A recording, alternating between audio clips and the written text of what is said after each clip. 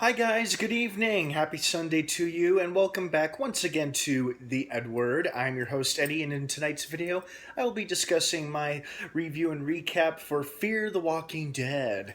Now, before I go on, of course, with all of my review and recap videos, this will be full of big spoilers regarding tonight's episode of Fear the Walking Dead.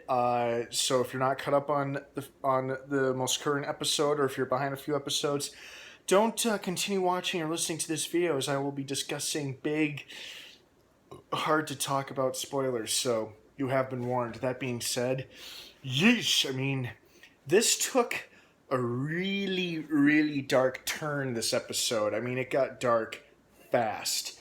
Basically, what we had here was, this episode was about our characters trying to figure out what their next move is. At least that's the case for Daniel, the old man, the old Spanish barber, with the sick wife, and the couple, Madison and Travis. Basically, this episode, like I said, this episode is about them figuring out what their next move is, because in the last episode, Nick and Griselda were taken by the National Guard to an off-site hospital, a military hospital, where they could both be treated, or Nick was just gotten rid of because he was probably considered a problem person for the National Guard commander there. And so they had him taken away, and then Griselda needed surgery to have her foot removed because of the infection. So Liza, Travis's ex, decides to go with them because they actually admit they need her, because they're understaffed with nurses, and since she was in nursing school and has been taking care of some of the sick people in the safe zone, they bring her with. Also, she can keep an eye on her allies as well. So it turns out there really is a military hospital where they're treating mostly injured soldiers and a couple of injured civilians, and then they've got a ton of people caged up in temporary fencing. And there's this really interesting opening scene in this episode where we meet this new character, this guy, this suave, confident, smooth-talking guy who's trying to cheer up Doug, the crazy neighbor Doug from the last episode, the guy who was refusing a medical screening until Travis talked to him into it, and then he also suddenly disappeared.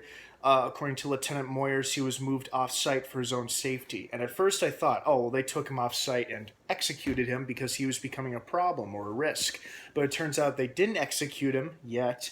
He's having a nervous breakdown in this cage, and this guy seems to be trying to lift his spirits or cheer him up or something like that. I don't know if necessarily cheer him up, but he's trying to engage him in conversation. But unfortunately, Doug is having just this complete mental breakdown, and it makes the soldiers come and remove him from the fence, while the guy who was trying to talk to him watches him being taken away. And he has kind of like a smirk on his face, even though it's not like an evil he smirk. It's like a whatever kind of look. So this episode was really good, and how I said earlier, it took a dark turn. It turns out they've kidnapped the soldier that Ophelia was seeing, or sleeping with, is a better way of saying it. And they've taken him hostage in the basement of Madison's neighbor's house. And apparently this house has a basement, because supposedly there are no basements in California, but apparently there are in East LA. Anyway, they have him hostage taped to a chair in the basement, and Ophelia, of course, wants nothing to do with this, where her father seems to be handling it pretty well. And he makes an interesting point to Madison. Do you want to know where your son is or not? Because he knows, and he's going to tell us. And Madison's almost like, oh my God, you can't be serious. You're really going to torture this guy? You know, you're going to torture this nice young man? But at the same time, she's like, oh, well, if it means getting my son back, well, by all means. You know, it's a real conflict of interest for Madison, because on one hand, she's the concerned mother who wants to get her son back. On the other hand, she's a decent, sensible woman who probably does not approve of torture or extracting information this way. And it's like, you could see in her facial expression, she's really uncertain about this. Like, there's no middle ground here. And so she just kind of leaves Daniel and let him do his thing. Ophelia refuses to be a part of it. And so Daniel begins his little talk with the poor corporal he's taken captive. Basically, he intends to find out what the corporal knows about what the National Guard is up to, but more importantly, where his wife is. So, and he's prepared to do what's necessary. He's like, this is what we do to survive. It's what he tells Madison. So Daniel, who's already proven to be kind of a badass, has now proven in this episode, despite his old age, he is definitely capable of surviving in this kind of world, because he's lived through a difficult situation in his native country. And now he's kind of like reliving it during the zombie apocalypse. So, he definitely is tough and ready to go. Meanwhile, Chris and Alicia have fun in the neighbor's house, a couple houses down the street, where they're in one of the rich people's houses and they're dressing up in their clothes, and Alicia's putting on dresses and makeup, and Chris has a suit or a tux on. And, they're just talking about, how great these kids' lives must have been because they were raised in such wealth and had so much at their fingertips, and they kind of resent them for that. And now they're like, one day they're here, the next day they're gone, because this rich family is nowhere to be seen. And of course, the inevitable, they're going to start being attracted to each other things start happening, because he catches her looking at herself in the mirror as she starts to undress, and she notices this, but she doesn't look like she takes offense, but he's like, he's like gawking at her, but then turns away, and she's like, so of course I'm like, of course, yeah, now these two are going to start having a thing for each other, because she just lost her boyfriend, and he's in a distraught place because he's blaming his father for his mother abruptly leaving. So they're both in a pretty bad place right now, which is probably why they're starting to feel a bit more comfortable and open with each other, because they're goofing around and having fun, and they start breaking shit to like relieve stress or just to get all this energy out. That's all the stuff that they have pent up inside of them since all of this began. Excuse me, sorry about that. And, I realized during the whole destruction sequence as they're wrecking shit in the nice house, I'm like, they took this from Zombieland. This is the exact same thing Woody Harrelson, Jesse Eisenberg, and Emma Stone, and Abigail Breslin did in Zombieland. They wrecked the tourist gift shop in Arizona, destroyed the place because they were, they were taking their energy out on stuff. They were blowing off steam, and that's what Alicia and Chris were doing. They were blowing off steam by doing the exact same thing. They were destroying shit in this house to feel good. I was like, okay, well, as long as they're not hurting anybody, I guess there's no harm. Plus, these people are clearly gone, and they're not coming back from wherever they are. But I'm like, this was taken from Zombieland. But then again, oh well, it's used in another zombie show or project, so whatever. Anyway, so, that's happening, and it turns out Daniel has, we cut, next time we see him, the soldier's in pain, like he's been crying, and Daniel has removed his shirt, showing his wife beater, and he's got some blood stains on it, and he has like some shaving tools, and he's got like a razor, and it's revealed that he's been cutting and slicing through the poor corporal's arm, and it's like he's just been slowly cutting through his arm. Ooh, it was tough to watch. Brutal, very brutal. It was brutal. It was interesting. It was brutal yet subtle somehow, because the soldier wasn't screaming in pain, Daniel wasn't enjoying it, and he's a very soft-spoken man. I mean, he's not literally soft-spoken. I mean, he'll say what's on his mind and what needs to be said, but he's a very quiet man, and he's torturing this poor guy. And I think to myself, Jesus, is this really necessary? This guy likes his daughter, and he was willing to give the information to him regarding the hospital because he's already revealed where the hospital is, and and he's still torturing him. I was like, Jesus, I mean, you got the info you want. You know where your wife is. Why are you still doing this? And then he's like, tell me what you know about Cobalt, because he refers to his radio and he keeps hearing the word Cobalt repeated over and over again over the radio frequencies, the military channel. And the soldier insists he doesn't know, and so Daniel keeps on slicing. I was like, ugh. Meanwhile, Travis has gone to confront Moyers about his men taking his ex-wife, the old woman and his girlfriend's son Nick in the previous episode, and he basically makes a subtle threat to Moyers that the people could start stirring up trouble. The citizens in the safe zone could start questioning what the National Guard's motives are and what's really going on, and why they're doing this. And he kind of lays in a subtle threat where Moyers is like, okay, fine. You want to go see your ex-wife and your other friends? Let's go. Let's go see the doctor right now. Let's go. And so he and his men take Travis out in their Humvee.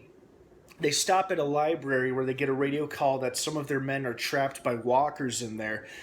And before they head into the library, they pull over to the side of the road and they try to make Travis kill this freshly reanimated dead woman, where Travis can't because he doesn't feel comfortable with guns, and he's clearly not a killer. He's not a ruthless killer yet. That could very well change in next season. But he's not a tough survivor. I mean, he is a survivor, but he's not becoming a true survivor, I guess would be the term. And, Moyers is kind of taunting him to do it and take the shot, but he can't do it. And there's this one level-headed soldier who's like, sir, let me do it. He's like, no freaking way. And Moyers is just being a total ass throughout this entire episode. He's just being a complete dick to Travis, to his men, to his subordinate officers. I mean, this guy is not fit to be in command, and he's in command of this safe zone. It's like, there's a couple of screws loose up here, so it's like, God, I wonder what's gonna happen with this guy. They head into the library after they take out the dead woman with the long-range sniper rifle or whatever that thing was. They head into the library. They tell Travis to stay put. He listens to their radio in the Humvee about what's going on. He hears it over the radio chatter, and there's all this screaming and shooting like, oh, there's too many of them. Ah! There's like growling and moaning noises and crunching like something is eating something or somebody, and the men are screaming. There's gunfire. And Travis can't see anything. He can just hear all of this over the radio. He does see a couple of bodies fall out of the window. And finally, only two soldiers who survive the library attack, and they come out to the Jeep while Travis is standing outside waiting for him because he wanted to see what was happening. And they throw a grenade at a walker. It blows up the doorway to the library, and it's like, that's it, we're headed back to base. He's like, well, wait, what about the hospital where my ex-wife is and my other friends? Like, well, I thought we were heading there. Like, oh, we're not going there anymore, man. We're heading back. Moyers is down. He's gone. He's like, where's Lieutenant Moyers? Where's the crazy commanding officer? Apparently he was killed, according to the other soldier. He's like, yeah, he died. He was killed in the library. He didn't make it. So it's just the three of us. Let's go. Let's get out of here. And then the one soldier even remarks, yeah, I got a new mission. It's getting back to my family. And he refers to his wife and son in his photo that he has up front in the passenger seat. And you could see some of the soldiers are really starting to question what they're actually doing at this safe zone. And like one soldier begins to walk away in the opening of the episode when there's a potential standoff between the soldiers and Ophelia. Eases down. One soldier's like, screw this, I'm not doing this anymore. And Moyers is like, Sergeant, remind your men the importance of duty. And we don't see what happens between the two of them, but when the sergeant tries to stop the soldier, like, they start shoving each other. So it wouldn't be surprising if a fight broke out. In fact, I think Travis even refers to that same soldier saying, hey, what happened to your face? Because he's got a nasty cut on his cheek, like he was in a bad fist fight. So it's like discipline is being maintained among these guys, even though some of them are starting to kind of lose it.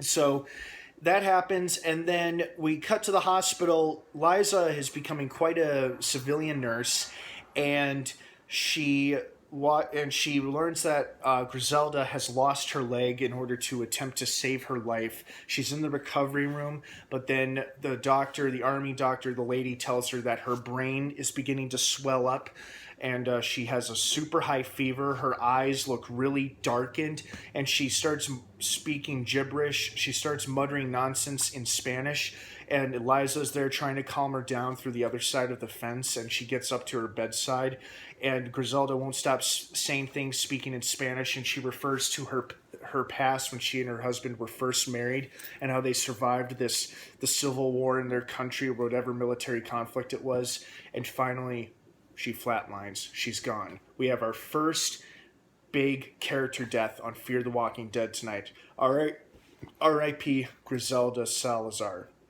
Sorry to see you go, But at the same time, not to sound cold, but it wasn't that surprising either, because you had the bad life-threatening injury, and that's what happened. And then they go all No Country for Old Men on us, and they use one of those cattle put down things. What, I don't know what they called it, but it was like one of those things that the creepy guy used in No Country for Old Men, where he puts it up to somebody's forehead. It's like kind of like a silencer right on the forehead, and that's what they use to make sure Griselda stays dead, because the doctor explains to her that, hey, once they die, they still come back. Even though they're still dead, they still come back to life. I guess you can't really kill what's already dead, right? So it has to be brain trauma. That's why they explain the usage of the cattle thing, where it's like chunk chunk. That's how they put her down.